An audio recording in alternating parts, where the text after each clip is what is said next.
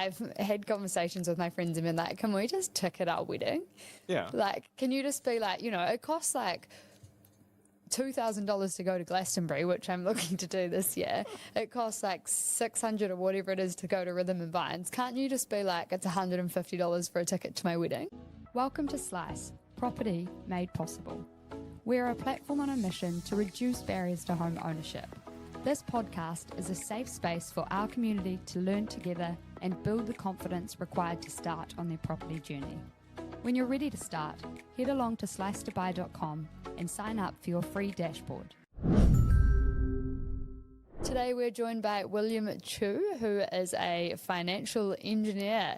And what exactly is a financial engineer, Will? So the name came about because my background was in engineering, or I was an engineer for about 5 years. So I did actually do an engineering degree at Auckland Uni. And then I moved into mortgages, and from there I'm like, okay, maybe I should just rebrand myself as a financial engineer. So that's how it came about. I like it. It's good, and it fits well with, we're a tech platform. We do a lot of engineering and also move into the finance and law side of things. So I'm here for the brand. But tell us a little bit about your first home and what that looked like for you. Yeah, so I actually bought my first home probably about 10 years ago, and it was actually with the help of my parents to bridge that deposit, and it was through actually a guarantor type situation. How were those conversations with your parents as well? Like, how did you manage the guarantor element and what the risk was there? Very good question.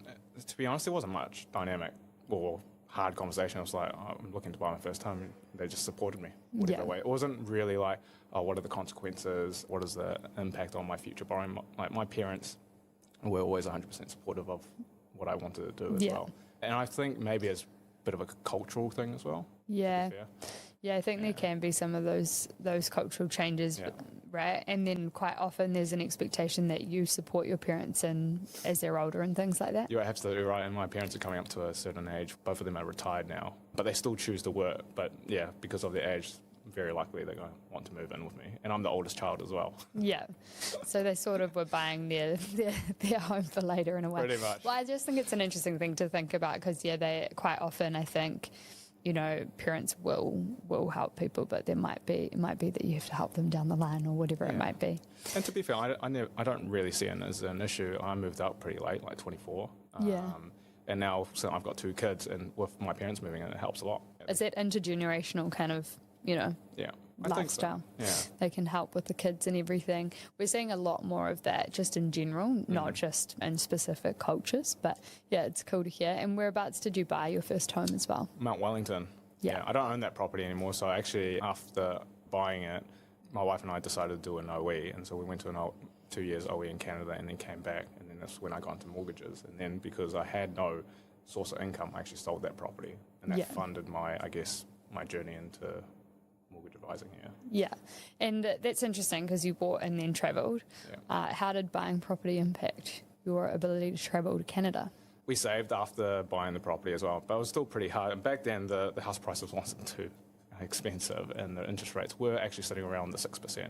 But the cost of living wasn't as bad as it is now, so we had the ability to save, and from there we were able to travel. But it wasn't too much of an impact. We did work in Canada. Yeah, so I guess if you're working and not just planning to travel without work, but even then, I think most people need to work to get some sort of living. But it's just interesting because I think a lot of people think it's property or travel, but sometimes it can be both. I'm always an advocate that before you travel, you should look at what your backstop is, because once you travel, you could easily spend all your money, and that's it. And by the time you come back, it's going to be quite hard. You have to start from scratch, Also, it doesn't have to be property. You can invest in other things, other assets. When you came back, you sold that property, moved into becoming a mortgage advisor / financial engineer.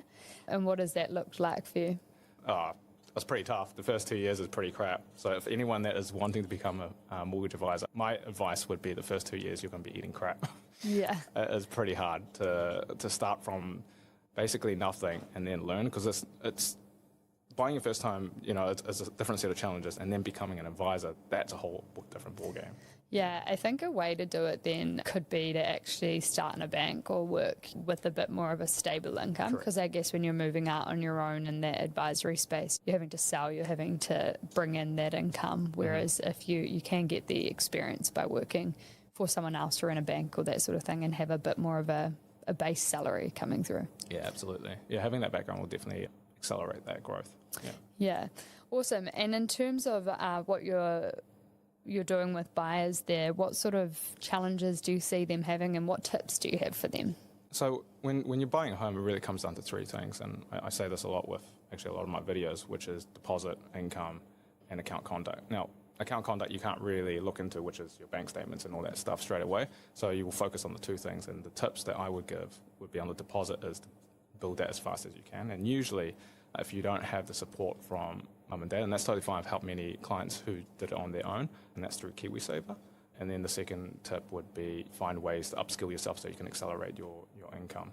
Yeah, because sometimes it's not just about reducing what you're spending, it's also about increasing what you're earning. Yeah, I'm actually quite surprised also, with KiwiSaver, a lot of people don't utilize it, or they think that it's like, I can't touch it until 65. But you can actually access it for your first time.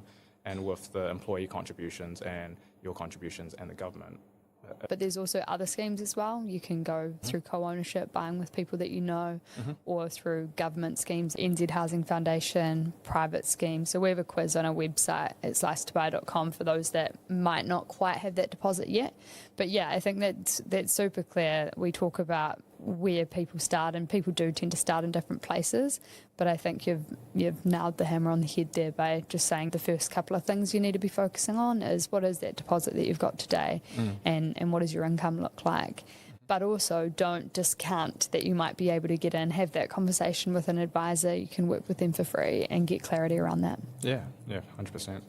When looking at property and the option of building your future through property, there are obviously some other options. You can look at shares, you can look at travelling, you could look at having a family, getting married. There's lots of different things, I guess, that come into our world that we have to think about and weigh up.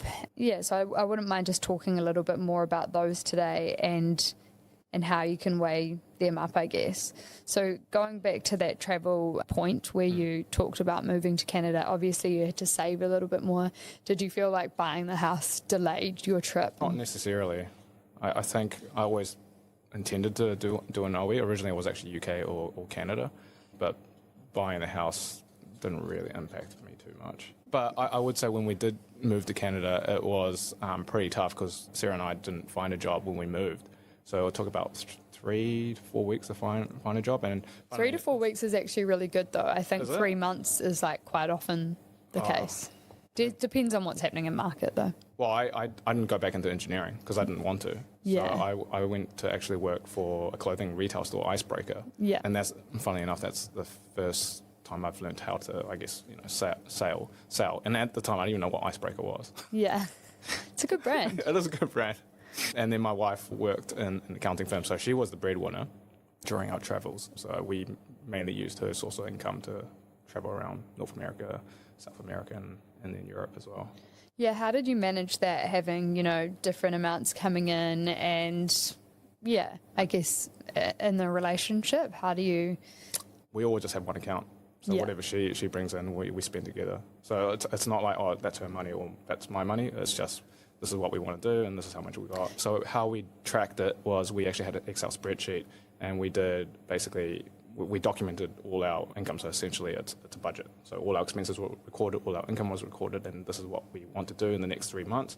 This is how we could potentially save to get to whatever buy that next ticket. goal. Yeah.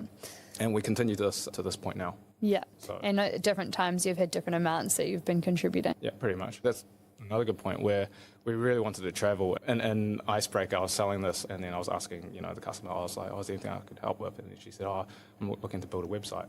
And so I said, okay, well, I might be able to help with that on the outset. Because we had Europe coming up, and I was like, shit, I don't know how I'm going to source this additional funds fund this trip. And so we met outside and said, this is what I can do. This is what she wanted. And then I said, what's your budget? And then she said, it's about 10 grand. I'm like, shit, that is my... Yeah. Set up the quote and everything, and then fired it off, and then did the work. Nice. And that, because otherwise, the icebreaker sales wouldn't cover because I think I was earning like $7.25 an hour. Oh, whoa.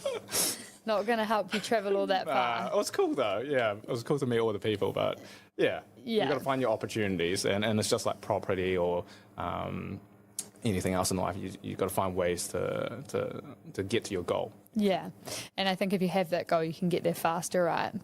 Just through, I guess, making compromises where necessary or working out how to earn more to get there. There's some other things that I've seen you talk about on social as well that I think, and thinking about this broader topic of opportunity costs and having to make compromises and pick your goals.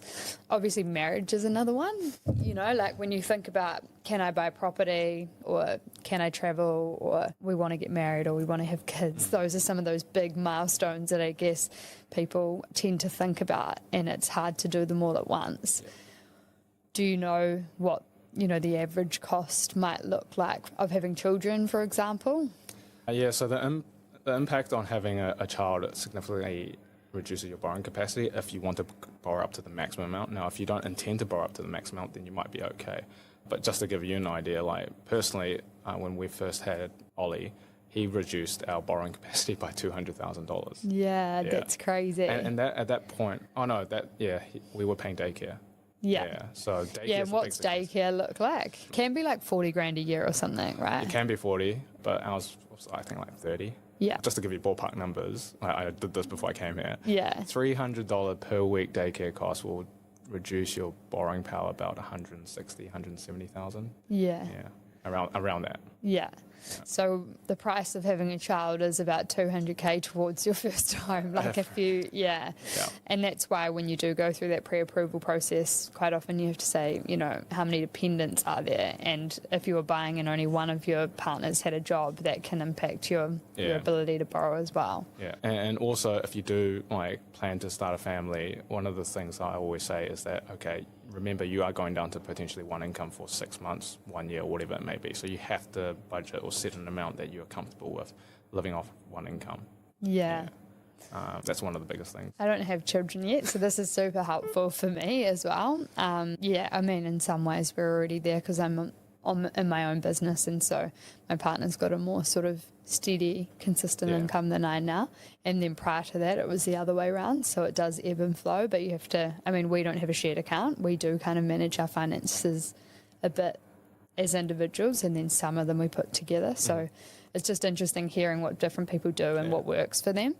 But I think that's really interesting on the child front, because obviously there is a very real cost to having children, and it could limit your ability to get into housing by reducing maybe you're lending by 200 grand, but also it's going to cost, I don't know, what's the average cost? If it's 30 grand for daycare, that's not even pricing in, the nappies. The nappies, the food and all of that. So I don't know what the average cost is exactly. I don't know.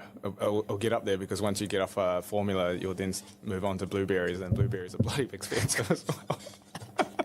My little niece Isla loves blueberries, so she'll come around. She's a blueberry monster. Yeah. And they know the difference between frozen and fresh. It's just I'll just sneak in a few cheeky frozen ones. They're nah, spit it out. So Mr. Google says it could be, $500,000 up to their 18, but it depends on what you're including, because childcare may or may not be included. But it says, somewhere around 26,000 per year, but that's depending on. I think Mr. Google's Probably being a bit kind, Like food and nutrition, $1,500 a year, nappies, $1,750 a year, childcare, $10,000, which is not right. It's much more like $30,000. Yeah. So I think Mr. Google forgot to account for inflation. Mr. Google ain't onto it. So I think it's easily got to be something like 60 grand, let's say. I reckon, at a ballpark. So 60 grand that you have to spend on outgoings, and then 200 grand potentially in lending that you can't get for that house. So it can impact your ability to get into property. Yeah. And your first time, if you are buying your first home and having kids, it's it doesn't have to be a forever dream home. It's just a starting point. So you could start off with 2 bedrooms and then, go from there. Yeah, absolutely. And then the other thing that I thought was interesting as well, because you're thinking, okay, these are the big milestones: buy your first home, get married, have kids. That's sort of the quintessential, Kiwi dream for a lot of people. But then we've got a marriage as well. So that the average for that for a wedding must be around 50 grand, if not more. Probably. I mean, when we did our wedding, it was like 30 grand. My sister's going through it now, and she's told me around about 30 or 30 something. Yeah, and then depending on who you are and what you spend, could be more or less than that. So it's probably somewhere between 30 and like 70 grand. I mean, obviously you get the anomalies either side, but how could that impact your lending then? You know, at an average of, it must impact by at least another 200 grand or 100 grand towards your house. I mean, if you aren't able to recover your wedding costs, then you'll set yourself way back. Key tips to recover on your wedding costs. Well, I was just going to say, I think there is a trend where most weddings are saying that, oh, instead of contributing towards a gift or whatever it is, like just do it towards a honeymoon. Yeah, I love this. This is so bold. It's not that bold, but I've had conversations with my friends and been like, can we just ticket our wedding? Yeah. Like, can you just be like, you know, it costs like $2,000 to go to Glastonbury, which I'm looking to do this year.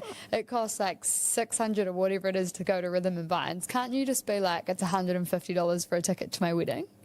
Do it. It's your Like, wedding. You choose what you want. I know, but then is everyone going to think that's like lame? I just...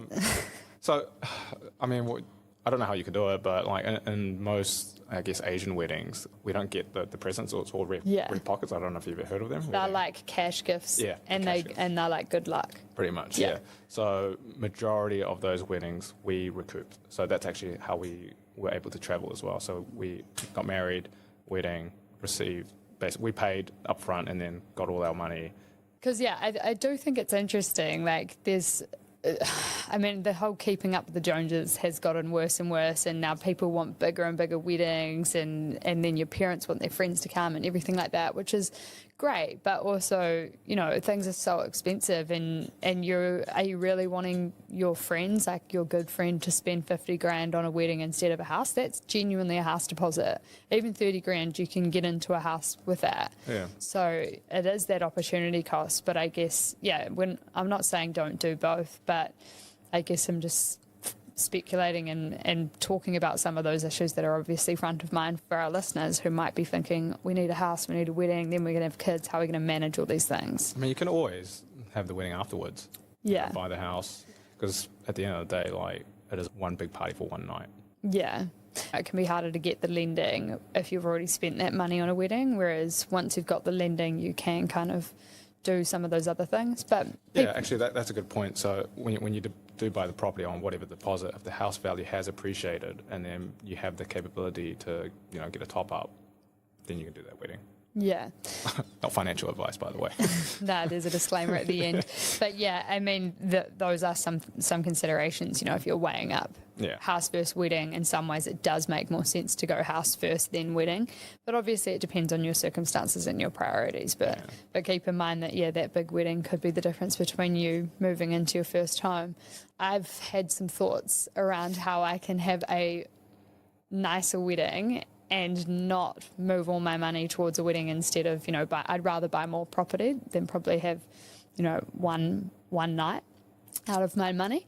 But as you can find a venue that has accommodation, and then you can get your family to pay for the accommodation, because they pay for the accommodation anyway. Mm-hmm. So I worked it out. There's one particular venue I have my eye on, and it's like 25 grand, but then you could easily get like 10 to 15 grand back in accommodation because people have to pay to stay anywhere. So in that way, they end up subsidising your wedding venue. So that's my tip for young players. But anyway, there's some interesting thoughts there, but I think it's key to think about, what those goals are. And I love how you said, you know, you and your partner map those out together and work towards those. And I think some of those bigger chunky goals, you have to do that. If you're a couple, even if you're an individual, you should be looking at sitting down by yourself and mapping what is your 6 month, 1 year, 3 year, 5 year, 10 year goals. Because it's very easy to just go through the motions in life, and by the time you're 50 or 60, you're like, crap, where's the time gone? Where's my money? You've just pissed it all away because you haven't sat down on your own and actually think it through. Yeah. Damn, that was pretty deep. I liked it. I enjoyed it. As J.K. Baxter says, as adults, we get set upon a path we sometimes can't turn away from. So if you don't have those goals and you're not working towards things, you can just get 10 years down the road and you've made no progress across the board. Yeah. So, yeah, I do think that's really interesting. I've seen the trend of people doing like weekly financial check-ins and stuff like that, and I've had to do a little bit more of that with my partner in recent times, just being that I'm building a business and there's the challenges that come with that. But yeah, I love that. I think setting the goals and then working towards them and breaking them down one by one. But also think about how you order those goals and prioritize those goals, because sometimes it's easier to do things in a certain order, especially when it comes to taking out borrowing. Yep, 100%. In terms of the market at the moment, what sort of trends are you seeing, or what are you seeing with buyers coming through at the moment? I'm seeing a lot of good deals that I'm quite surprised that people are able to buy, just because it is really a buyer's market. Just because getting Indian lending now is actually quite difficult. So most of the sellers are realizing that they're not going to be able to get the price that they want, say 2 years ago, 6 months ago, whatever it may be. So in terms of the trends, first-time buyers is definitely the ones that are in the market actively. I think there's a stat that's nearly 30%. Whereas before it was like 20 or something. Yeah, I think it was 25, crept up to 27, 30, and now anecdotally, from our partners, we're hearing closer to 50. Yeah, there you go. Yeah, that's my feedback, but what you hear back might be different. Yeah, I mean, I mainly deal with first-time buyers and then slowly a bit of investors, but even investors now, like when you run the numbers, it's so hard to make them work. Yeah. You're borrowing at, 7%? Interest rate, and then you're finding yields at like say 5%, and that's gross, and you've got to factor in the tax, the property management fees, the maintenance, and all that stuff. You're slowly realizing like, crap, I got to top up quite a bit, and I got to pay off my mortgage as well. Yeah, I think you're right there. And the other thing is a lot of investors, want cash flow, because they might not just invest in property, or they might have different things that they're wanting to do with their funds. So as a buyer, if you get in now and you're going to stick in the market for a longer period of time, that's okay, even if, you are having to top it up, because over time it should get better. Yeah. But, for those investors, they don't necessarily probably want to lock in funds for an exponential amount of time. If you're an investor, it's all about numbers, whereas if you're a buyer, whether it's your first home or you're upgrading or downsizing, it's all an emotional thing. Yeah. You can't remove that emotion. Because when you go and look at a house, you're already thinking, okay, this is my room, the kids' room, or if you're downsizing, this is, where I could put all the toys or whatever it is, as in like, the fun toys. Yeah. Yeah. Makes sense. Yeah. I was meant to like cars and all that, the luxury toys. Yeah. It's like my mind was going every which way there. Yeah. So it's always going to be an emotion. You can't get that out. So when clients ask me, is this worth this amount? I'm like, what's it worth to you? Yeah. If that's worth, if you're willing to pay that amount, then that's the amount that you're happy to pay with. That's why auctions are always, it could be bad or good for people. Yeah. Yeah, in a way, at least you know what the market would pay or close to when you go to auction, because you can see someone else bid you up to there. Yeah, the auction is the true market value. Yeah. So, but then in other times, people do get carried away, so it can be emotional and stressful as well. But I think you're right. There is so much emotion involved when it's your first home, but it is good to think about it as an investment. But think about, how long you're wanting to hold it for.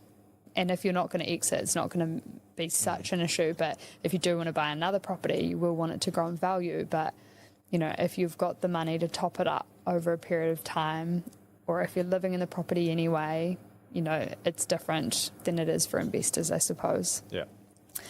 And finally, our last question is, if your first home had a doorbell and that doorbell played a theme song, what song would it play, William? This one. Yeah. Yeah. So I listened. It's called I Was Made for Loving You. I was made for loving you. Banger. Thank you so much. All good. Thank you for joining our community. Buying property isn't easy, but listening in will get you one step closer on your journey. Please leave an Apple or Spotify review and provide feedback so we can improve your experience. Join our Facebook group, A Safe Space to Learn Together, or follow us on Instagram at @SliceToBuy. If you have any questions or topics you would like us to touch on, you can email us at hello@slicetobuy.com. A quick reminder, Slice the podcast does not provide personalised investment advice. We are not acting as financial advisors or taking into account your circumstances. To get personalised advice, join us at slicetobuy.com and engage with our partners who can act as your financial advisor or lawyer and support you with your specific needs.